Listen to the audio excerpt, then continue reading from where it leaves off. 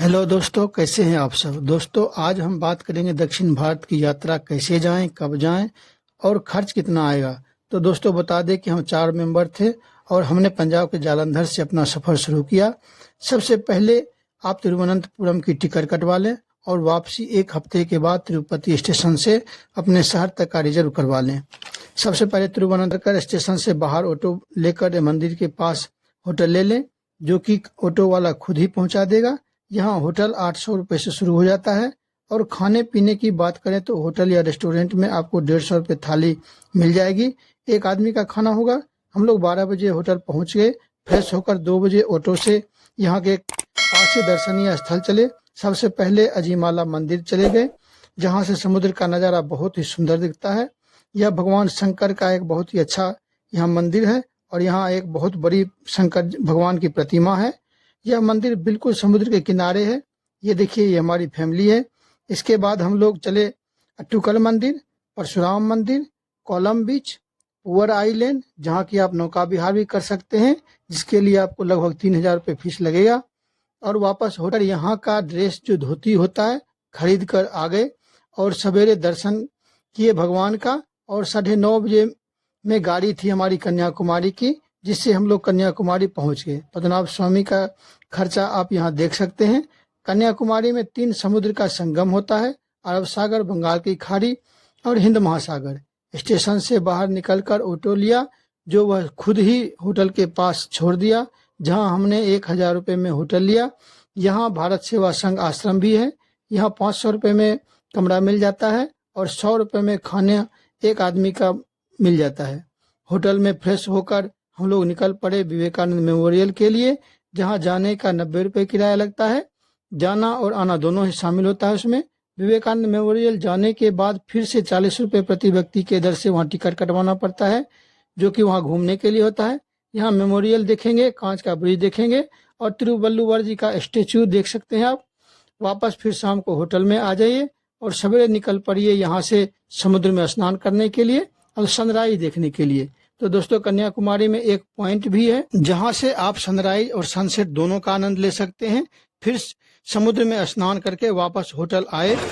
पास में ही एक रेस्टोरेंट था, वहां पे जाके हम लोगों ने खाना खाया और शाम को निकल पड़े दर्शनीय स्थल के लिए, जो यहाँ समुद्र के किनारे ही है। गांधी मंडपम, सुनामी पार्क, माता कन्याकुमारी मंदिर, जहाँ आपको 30 रुपये का टिकट कटवाना पड़ेगा एक आदमी का। और बगल में ये चर्च, सनसेट पॉइंट, सी व्यू, जहाँ पर के 30 रुपये का आपको टिकट लगेगा प्रति व्यक्ति के दर से। और यहाँ से आप सुंदर नज़ारा देख सकते हैं।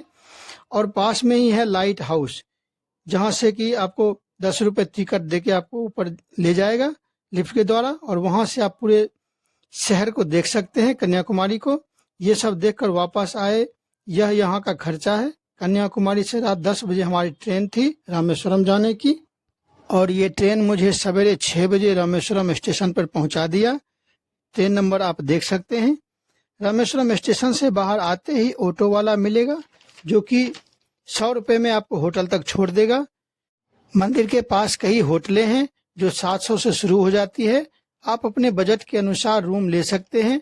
और सबसे पहले अग्नि तीर्थम में जाकर स्नान करिए और गीले कपड़े में ही मंदिर के अंदर जाकर 25 रुपये प्रति व्यक्ति के दर से टिकट कटवा लीजिए और 22 कुंड में स्नान करके सीधे होटल में आकर अपना कपड़ा चेंज करिए और फिर से मंदिर जाइए। यहाँ जाते समय रास्ते में फूल माला भी ले लें आप।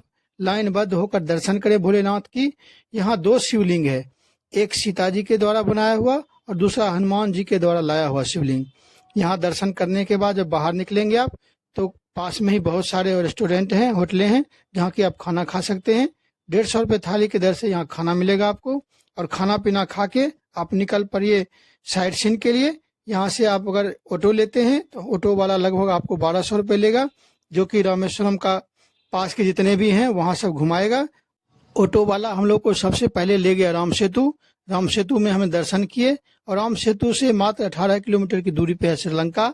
वहाँ से थोड़ी सी अगर हम पीछे आएंगे तो धनुषकोटी गाँव है, जहाँ पर कि आप देख सकते हैं अवशेष, जो कि 1964 में डूब गया था सुनामी में, बह गया था पूरा गांव ही। यहाँ का अवशेष देख के हम लोग वापस चले। रास्ते में एक विभीषण मंदिर मिला, वहां हमने माथा टेका। उसके बाद आए राम तीर्थम, लक्ष्मण तीर्थम, पंचमुखी हनुमान जी का मंदिर, नटराज मंदिर।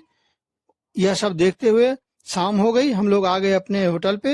रात में हमने रेस्ट किया और सवेरे हम निकल पड़े पम्बन ब्रिज देखने, जहाँ के रास्ते में मुझे अब्दुल कलाम हाउस भी मिला, वहाँ भी दर्शन किए।